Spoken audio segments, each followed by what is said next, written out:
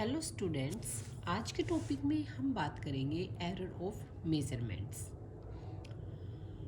ये आपके सिलेबस में यूनिट नंबर 3 की सब यूनिट यहाँ पर है, जिसमें हमने स्पेसिफिकेशन एरर्स ऑलरेडी स्टडी कर लिए हैं। अब हम बात करेंगे एरर्स ऑफ मेजरमेंट की। देखो बच्चों, जैसे हमने बात की थी कि जब भी हम किसी मॉडल को अज्यूम करते हैं उसमें एक डिपेंडेंट वेरिएबल होता है और दूसरा क्या होता है, इंडिपेंडेंट वेरिएबल।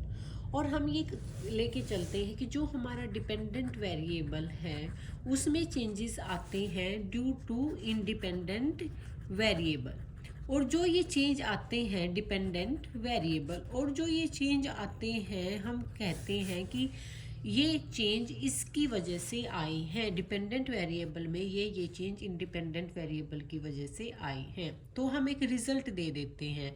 लेकिन बात ये है कि जो ये रिज़ल्ट हम देते हैं, ये रिज़ल्ट दो चीज़ों पे डिपेंड करता है। एक जो हम पढ़ चुके हैं जिसमें बात थी स्पेसिफिकेशन की, कि मॉडल को किस तरह से स्पेसिफाई किया जाए, जिसमें हमने बात की थी स्पेसिफिकेशन की। स्पेसिफिकेशन में हमने कहा था कि स्पेसिफिकेशन एरर्स नहीं होने चाहिए किसी भी तरह के। तो यदि हम अपनी इक्वेशन को ठीक से स्पेसिफाई करते हैं तब हम आगे प्रोसीजर पूरा करते हैं। जब हमने सारे स्पेसिफिकेशन एरर्स का पता कर लिया और उनको से अवॉइड होकर हमने एक इक्वेशन बना दी, एक रिलेशन बना दिया डिपेंडेंट और इंडिपेंडेंट वेरिएबल का।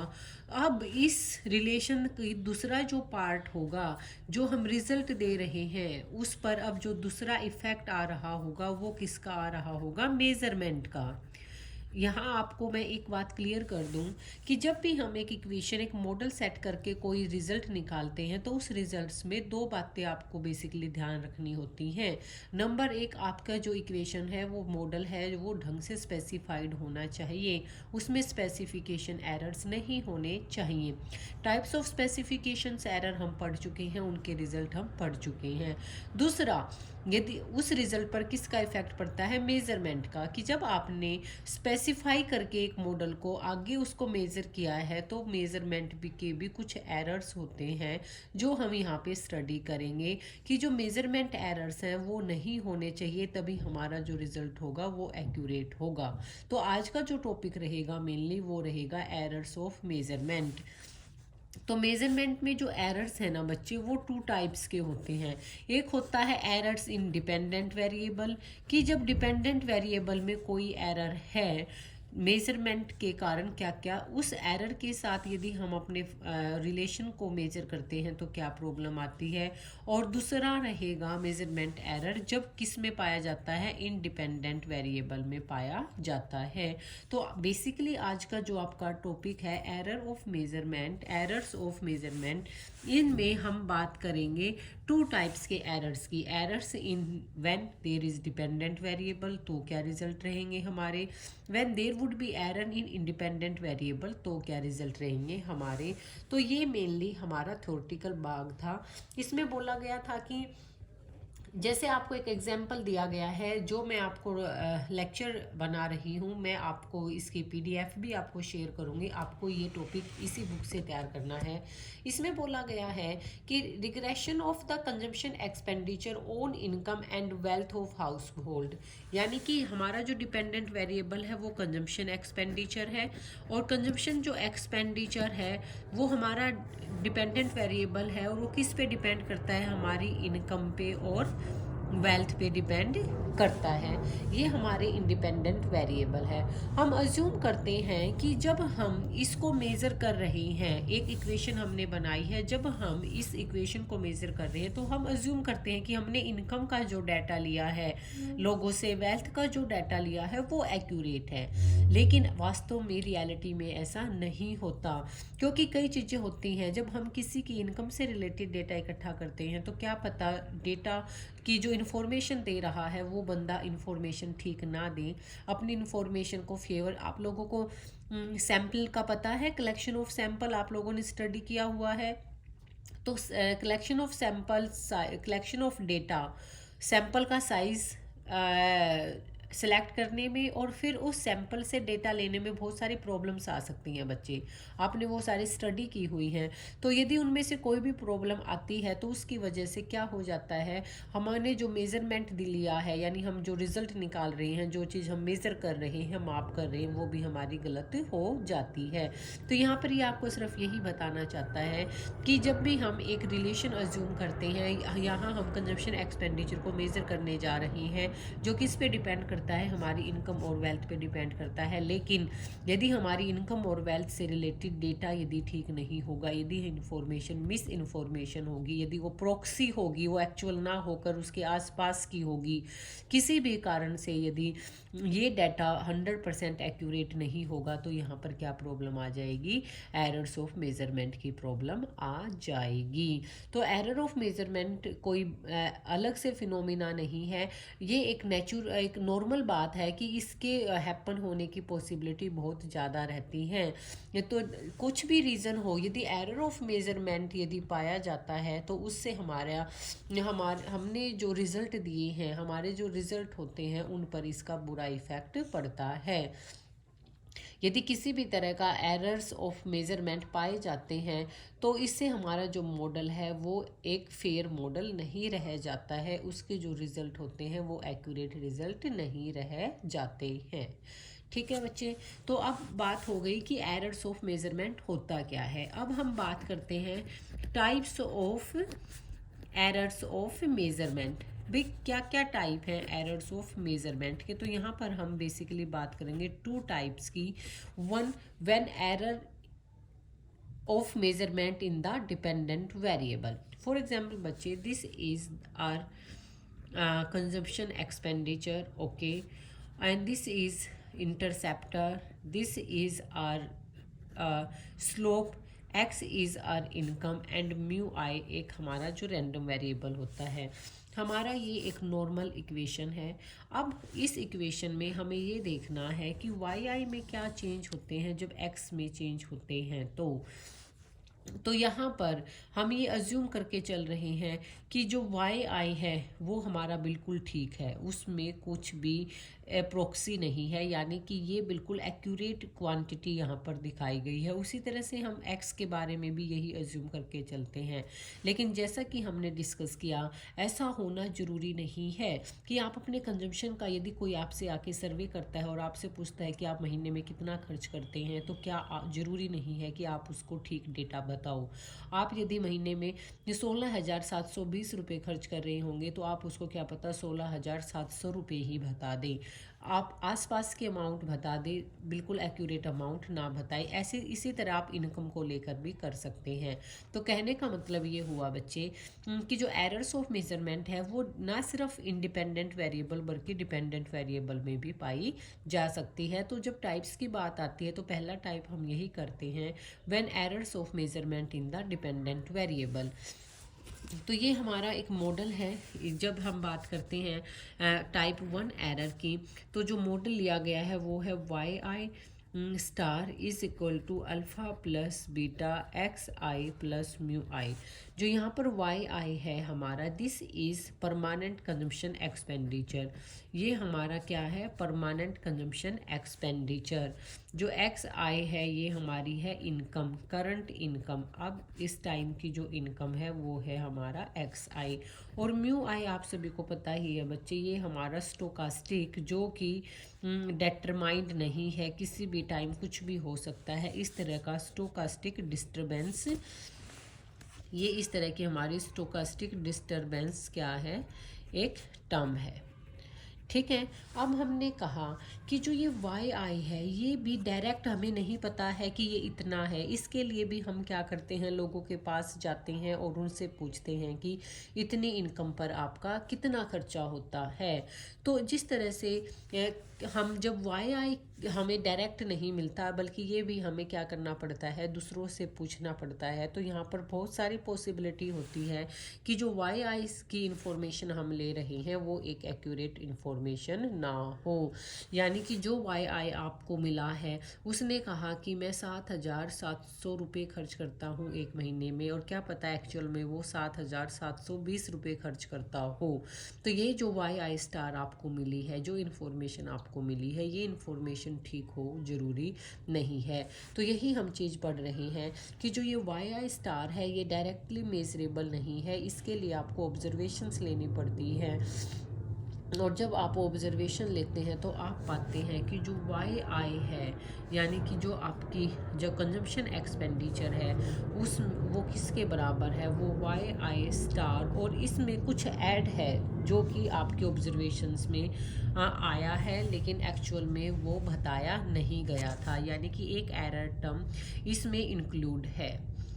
यहाँ पर आप बच्चे समझो, ये आपका इंडिपेंडेंट वेरिएबल है। ये इंडिपेंडेंट वेरिएबल जो वाई आई है, ये इंडिपेंडेंट वेरिएबल आपका वाई आई जो आपका कंजम्पशन है, वो कंजम्पशन आपको जो मिला हुआ है, जो आप एक्यूरेट कंजम्पशन है, वो कंजम्पशन आपका जो हमने इक्वेशन में डिपेंडेंट वेरिएबल की फॉर्म में कंजम्पशन यूज़ किया है, उसमें कुछ ऐड करके आता है, उसमें कुछ ऐड करके आता है। यानी कि जो वाई आई है कि एक्चुअल में कंजम्पशन कितना हो रहा है, वो जो जैसे ये एक्चुअल कंजम्पशन आपका 100 है और वाई आई स्टार आपका 80 है, तो इसमें समथिंग ऐड करना पड़ेगा, 20 ऐड करना पड़ेगा, जब जाकर आपका क्या होगा, ये एक्चुअल में 100 के बराबर निकल कर आएगा।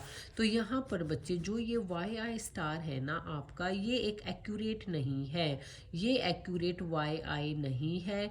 क्यों नहीं है? क्योंकि हमने पहले ही देख रहे हैं कि हम पढ़ रहे हैं एरर्स इन मेजरमेंट, और किस में एरर्स, डिपेंडेंट वेरिएबल में।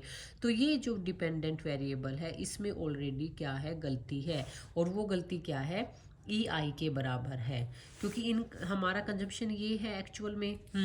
लेकिन जो हमारा जो कंजम्पशन है, लेकिन जब हम इस मॉडल को मेज़र करते हैं तो हम ये लेके चले हैं, जो हम लेके चले हैं, जो हम लोगों से पूछ रहे हैं, वो चीज़ वास्तव में रियल नहीं है। उस रियल में वो रियल नहीं है। यदि रियल तक पहुंचना है तो लोग जिस इन्फॉर्मेशन को हमें नहीं बता रहे, हमें उसको इसके साथ ऐड करना पड़ेगा। तो यहाँ पर जो ई आई एक एरर है, ये एरर किसके साथ है, डिपेंडेंट वेरिएबल के साथ है। यानी कि इस ई आई यह इंफॉर्मेशन है जो लोग बता नहीं रहे हैं। तो यहाँ पर हमारा जो डिपेंडेंट वेरिएबल है इसमें क्या है, एरर्स क्लियर रूप से दिख रहा है, यहाँ पर ये एरर है। तो अब इस एरर के साथ यदि हम अपने मॉडल को दोबारा से लिखते हैं, ये हमारा मॉडल था, तो ये क्या हो जाएगा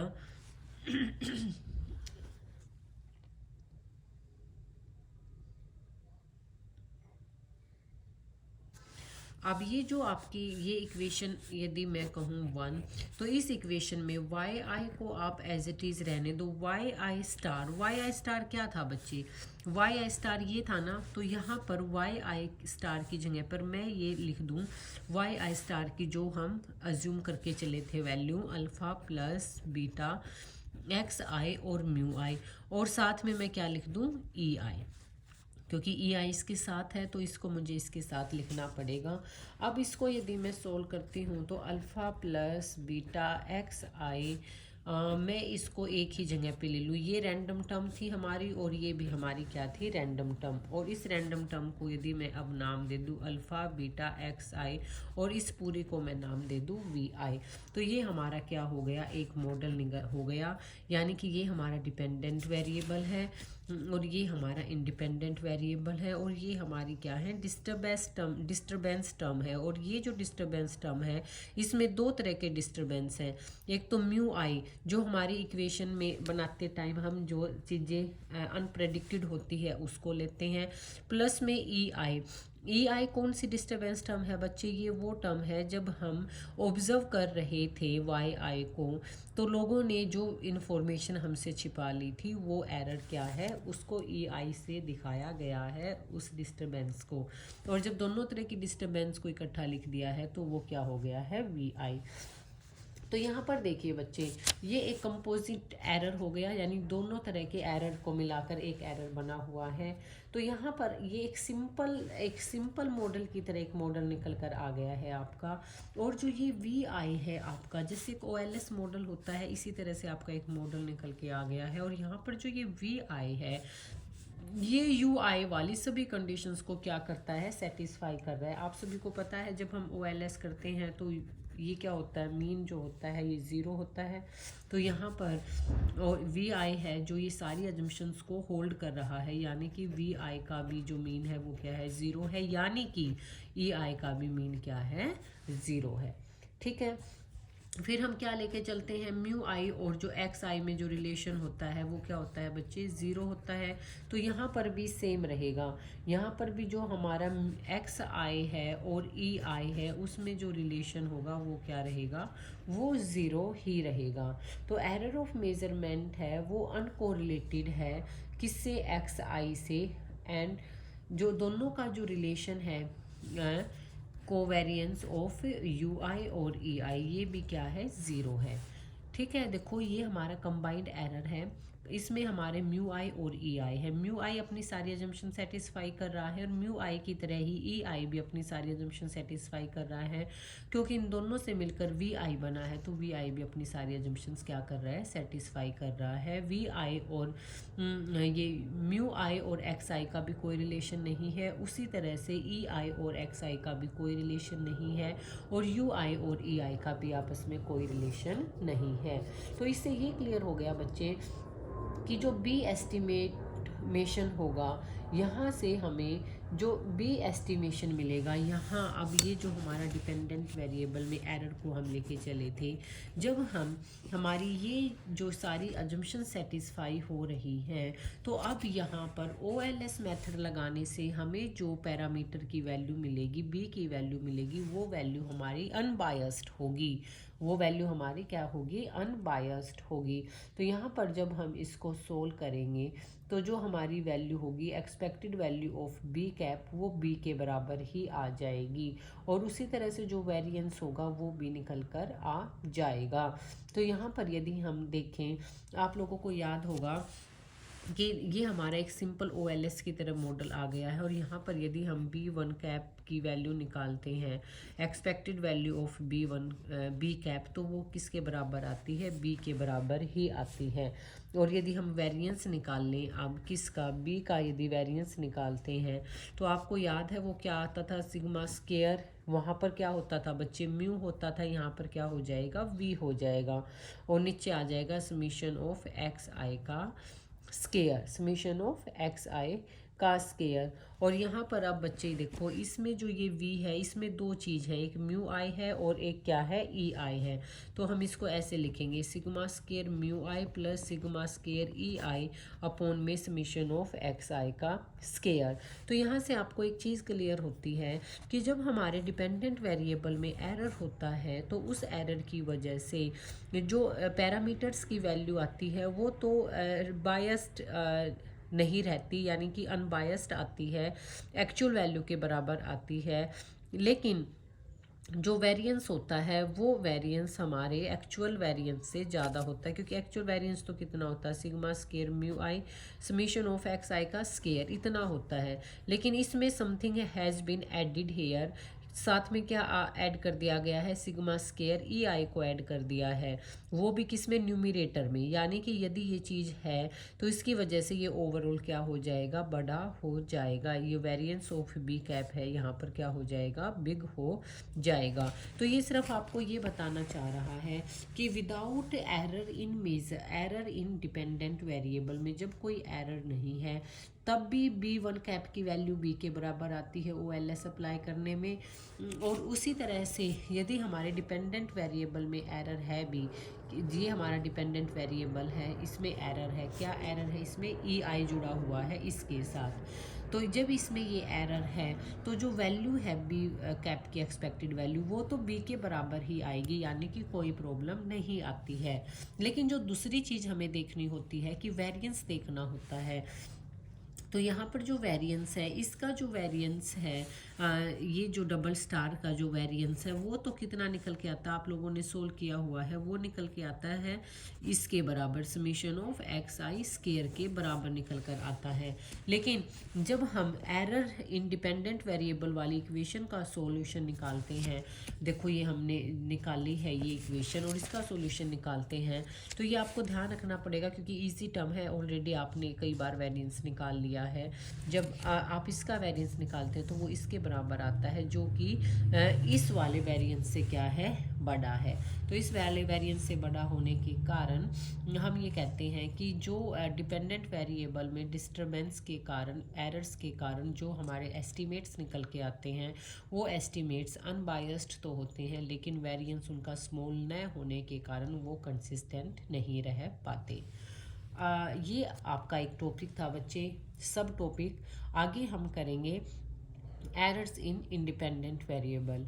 आई होप कि ये टॉपिक आपको यहाँ से क्लियर हो चुका होगा। मैं एक बार फिर से आपको थोड़ा सा बता देती हूँ। ओवरऑल हमने टॉपिक किया एरर ऑफ मेजरमेंट।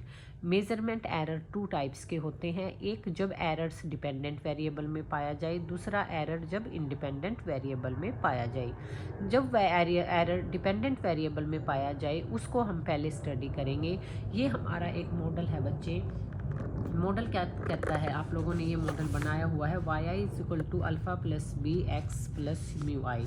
यदि ये आपका एक मॉडल है, इस मॉडल को आप लेके चले हैं, लेकिन ये आपका ट्रू मॉडल है, आप इसका एक एस्टिमेटेड मॉडल लेते हो, फिर उस पर OLS अप्लाई करते हो, और उस पर OLS अप्लाई करने के बाद OLS का मेन आप रीज़न क्या रहता है, जब आप एक ट्रू मॉडल लेते हो और उसका एस्टिमेटेड मॉडल लेते हो, तो फिर आप क्या करते हो, आप ये देखते हो कि ट्रू मॉडल और एस्टिमेटेड मॉडल में जो डिफरेंस है वो मिनिमम होना चाहिए। इसलिए आप क्या करते हो, इन दोनों के डिफरेंस के समीशन का स्केयर करके उसको मिनिमाइज करते हो with respect to B1 cap और B2 कैप। आपको अभी याद आ रहा होगा, समीशन ऑफ EI स्केयर को हम क्या करते हैं, फर्स्ट ऑर्डर डेरिवेटिव निकालते हैं, वो हम क्या करते हैं, उससे हमारे पास यहाँ पर B की वैल्यू, अल्फ़ा और बीटा की वैल्यू निकल आती है। तो ऐसे ही यहाँ पर हमने मॉडल लिया, इस मॉडल, ये हमारा नॉर्मल मॉडल है, ठीक है, इस मॉडल में कोई एरर नहीं है। लेकिन बात की हमने कि एरर इंडिपेंडेंट वेरिएबल तो क्या होगा, तो ये एक हमने यहाँ पर मॉडल लिया है इसी से, लेकिन ये जो मॉडल है, इस मॉडल में हमारे एरर है किसमें, डिपेंडेंट वेरिएबल में। और एरर क्या है कि हमें एक्चुअल इन्फॉर्मेशन नहीं मिल रही है डिपेंडेंट वेरिएबल की। यदि ये डिपेंडेंट वेरिएबल हमारा कंजम्पशन एक्सपेंडिचर है, तो हमें इसके बारे में डायरेक्ट इन्फॉर्मेशन, एक्यूरेट इन्फॉर्मेशन नहीं मिल रही है। तो हमने देखा कि ये जो है वाई आई, ये वाई आई, इस वाई आई, ये वाई आई हमारा डायरेक्टली ऑब्जर्वेबल नहीं है, इसके साथ कुछ चीज़ें हैं जो छूट गई हैं, जो लोगों ने डेटा कलेक्ट करते टाइम कलेक्ट नहीं की हैं। तो वो सब चीज़ें क्या हैं, वो बराबर है ई आई के। तो फिर जब वाई आई में उस ई आई को डाल देते हैं तो फिर ये एक्चुअल ट्रू वाई आई के बराबर निकल आता है। तो इस वाई आई में यदि हम ई को डाल देते हैं तो ये इस वाई आई के बराबर निकल आता है। तो ये हमने देखा कि वाई आई कब बनेगा, जब हम इसमें इसके उस छुटी हुई इंफॉर्मेशन को ऐड कर देंगे, उस एरर को ऐड कर देंगे, उस कमी को ऐड कर देंगे जिसके कारण एरर आ रहा है। तो हमने इसको जब यहाँ पे ऐड कर दिया तो हमारे पास ये एक इक्वेशन बन गई। Y I as it is रखा, वाई आई स्टार की जगह पर वाई आई स्टार की वैल्यू रख दी और ई आई को एज इट इज़ रखा। अब क्या किया, इसको सिंपल सा सोल्व करके यहाँ पर हम पहुँच गए। हमने देखा कि ये भी किसी तरह से मॉडल निकल कर आ गया, जिस तरह से हमारा ये शुरू वाला मॉडल निकल कर आया था। इसमें जो म्यू आई था वो जोन से एजम्पशंस को सेटिस्फाई कर रहा था। यहाँ पर भी ये वी आई उन सभी एजम्पशंस को क्या कर रहा है, सेटिस्फाई कर रहा है। अब जब ये सभी एजम्पशंस को सेटिस्फाई कर रहा है, ये एक मॉडल निकल कर आ गया, तो हम इसका एक ऑब्जर्व्ड मॉडल लेंगे, एस्टिमेटेड मॉडल लेंगे, फिर हम वाई आई और वाई आई कैप के डिफरेंस को कम करेंगे, OLS अप्लाई करेंगे और OLS अप्लाई करने के बाद हम ये देखेंगे कि भाई जब हमने डिपेंडेंट वेरिएबल में एरर लेते हुए अपने वैल्यूज़ निकाल ली हैं, जो B1 कैप की और अल्फ़ा की, तो क्या वो वैल्यूज़ अनबायस्ड हैं, और हम पाते हैं कि हाँ, वो वैल्यूज़ क्या हैं, अनबायस्ड हैं। फिर हम दूसरा देखते हैं कि क्या जो बी का जो वेरिएंस है वो मिनिमम आया है, लेकिन हम यहाँ पर पाते हैं कि जो बी का वेरिएंस है वो मिनिमम नहीं आया है। तो हमारे लिए दो कंडीशन सेटिस्फाई नहीं हो रही है, ओनली वन कंडीशन सेटिस्फाई हो रही है, क्योंकि हमारी ब्लू प्रॉपर्टीज़ में क्या था, एक तो अनबायस्ड आना चाहिए, एक वेरिएंस मिनिमम होना चाहिए। यहाँ पर अनबायस्ड तो आ रहा है लेकिन वेरिएंस मिनिमम नहीं हो रहा है। तो इससे ये कंक्लूजन निकलता है कि जब एरर्स होता है डिपेंडेंट वेरिएबल में, तो हमारे जो OLS एस्टिमेटर्स होते हैं वो एक कंसिस्टेंट रिजल्ट प्रोवाइड नहीं कर पाते।